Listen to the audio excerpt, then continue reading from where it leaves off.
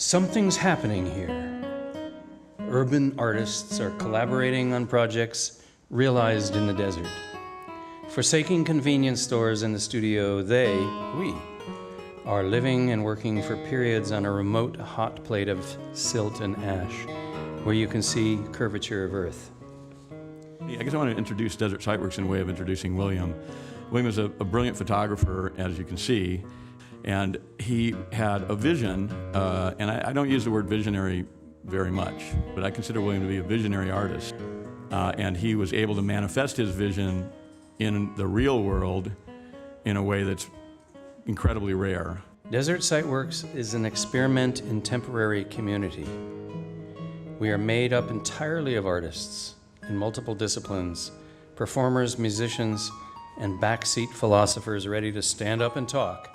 Making art in the desert requires that we deal with this vast, undifferentiated space of the playa and environs. It was a dance of the archetypal male and female energy. You know, it went from night to day to night to day. He said, "Oh, I want to bring song and dance and ritual to this." The whole spirit of what he was doing was collaborative in nature. It was entirely based on finding something within each one of us that is a spark of life, excitement, creativity. But you can go out in that spring and kind of wade out, and the font is super hot. You don't want to get too close to the font because you will be burned, so we prep people to stay away from the font.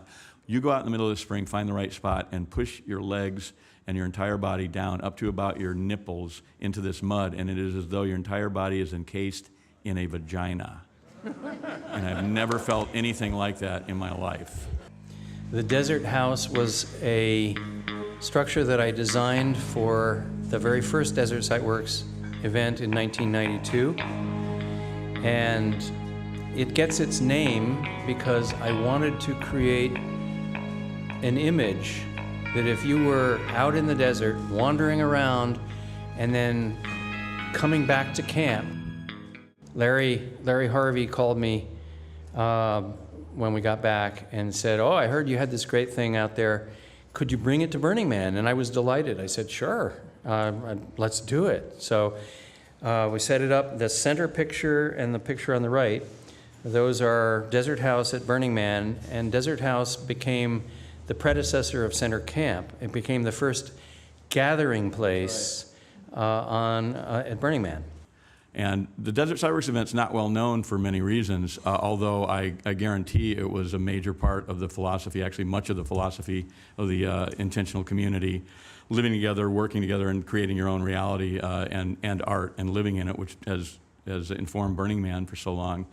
A lot of that concept came directly out of Desert Siteworks and out of this visionary's concepts and philosophy and writings and studies. Very studious and very thoughtful man, and spent a lot of time thinking about this project before finding a way to make it come to fruition. The Desert Siteworks event, the first one we did was in 1992 at Black Rock Springs, which is a very remote part of the Black Rock Desert, right at the foot of the actual Black Rock, and there's a giant spring there.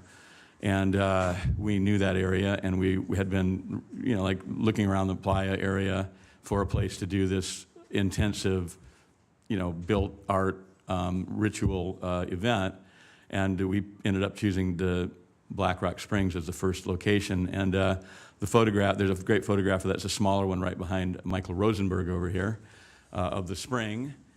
So at the Black Rock.